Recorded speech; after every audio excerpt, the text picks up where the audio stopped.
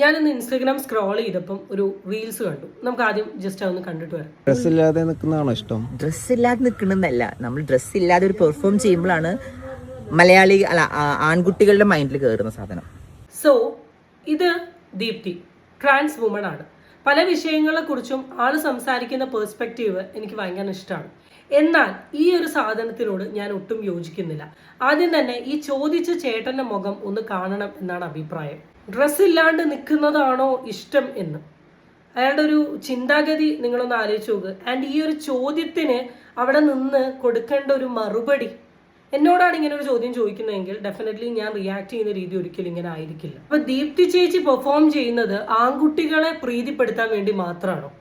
ദീപ്തി ചേച്ചി അതാണ് പറഞ്ഞത്, നമ്മൾ ഡ്രസ്സ് ഇല്ലാണ്ട് പെർഫോം ചെയ്യുന്ന സമയത്താണ് ആൺകുട്ടികൾക്ക് അത് ഇഷ്ടപ്പെടുകയാണ്. അപ്പൊ നിങ്ങൾ ഉദ്ദേശിച്ചത് മലയാളികൾ എന്നുകൊണ്ട് വെട്ടിക്കളഞ്ഞു, ആൺകുട്ടികൾക്ക് എല്ലാവർക്കും ഇഷ്ടപ്പെടുന്നത് ഈ തുണിയില്ലാത്ത അഭിനയം എന്നാണോ? എൻ്റെ വീഡിയോ കാണുന്ന പുരുഷന്മാരുണ്ടെങ്കിൽ ഒന്ന് ഇതിൻ്റെ താഴെ കമന്റ് ഇട്ട് പറയൂ. കാരണം നമ്മളുടെ വീട്ടിലും അച്ഛനും സഹോദരനും ഒക്കെ ഉള്ളതാണ്. നമ്മൾ അവരിൽ ഇങ്ങനത്തെ ഒരു പെർസ്പെക്റ്റീവ് ഇതുവരെ കണ്ടിട്ടില്ല.